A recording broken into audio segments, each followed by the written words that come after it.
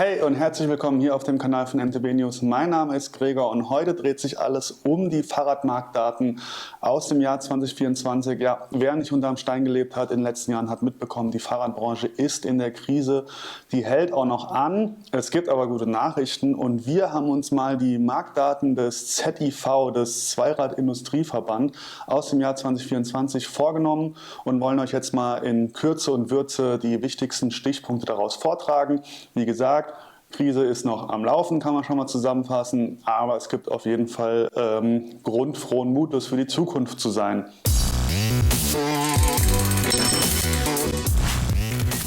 Und dann mal ran an den Speck. Und zwar die erste Nachricht: Deutschland hat mittlerweile mehr Fahrräder als Einwohner. Ganze 89 Millionen Fahrräder drehen mittlerweile ihre Runden auf dem deutschen Lande und in den Großstädten. Ja, das ist mehr als die Bevölkerung. War eine Kennziffer, die ist erwartet worden, ist jetzt sogar früher erreicht worden, als man gedacht hat. Also definitiv eine gute Nachricht. Generell, die Fahrradnutzung nimmt auch weiter zu, wird wohl auch jetzt im kommenden Jahr, im laufenden Jahr weiter zunehmen.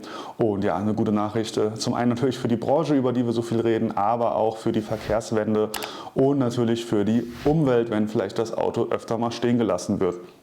Eine Nachricht, die niemanden verwundern dürfte: E-Mountainbikes boomen. Die machen mittlerweile 40% der E-Bike-Verkäufe aus. Also da ist schon eine große Zahl, finde ich. Im Gegensatz dazu muss man sagen, normale Mountainbikes verlieren weiterhin an Marktanteil im gesamten Fahrradmarkt. Dafür aber werden hochwertige Gravel- und Rennräder ohne Motor immer mehr gefragt, vor allem im Premium-Bereich. Und ja, die Nachfrage bleibt da trotz des anhaltenden E-Bike-Trends weiterhin stabil. Wie sieht es da hingegen aus mit der Fahrradproduktion? Ja, die ist in Deutschland gesunken im letzten Jahr und zwar um ganze 14%. Sicherlich auch ein Grund dafür ist, dass die Lagerbestände nach wie vor sehr, sehr hoch sind. Das ist der Grund für die ganzen Rabatte, die wir in letzter Zeit in den Shops und überall sehen. Da freut sich doch der Kunde, die Verkäufer eher weniger. Aber es lässt sich sagen, die Bestände werden langsam abgebaut und die Lage normalisiert sich langsam und sollte hoffentlich im nächsten Jahr wieder auf einem normalen Niveau sein. In dem Zuge muss man auf jeden Fall auch erwähnen, dass E-Bike-Preise am Fallen sind. Die Durchschnittspreise sind im letzten Jahr um 16% gesunken und das liegt an derselben Sache einfach. Ne? Die Händler haben volle Lager und müssen eben hohe Rabatte geben, um ihre E-Bikes loszuwerden. Gleichzeitig lässt sich sagen, Fahrradleasing ist auf jeden Fall ein wachsender Markt. 35% aller Räder werden inzwischen geleast. Über 40% sind sogar bei sehr, sehr teuren Premium-Bikes, also da ist es noch beliebter. Der Fahrradabsatz bleibt unter anderem natürlich durch die hohen Rabatte stabil. Was aber auf jeden Fall ein absoluter Boom ist, ist der Werkstattservice. Ist ja irgendwie auch logisch, wenn viele Räder unterwegs sind, dann müssen sie auch mehr repariert werden eben. Das ist so der Lauf der Dinge und genau, insgesamt wachsen hier die Werkstätten rasant und 90% der Händler erwarten hier auch künftig eine steigende Nachfrage.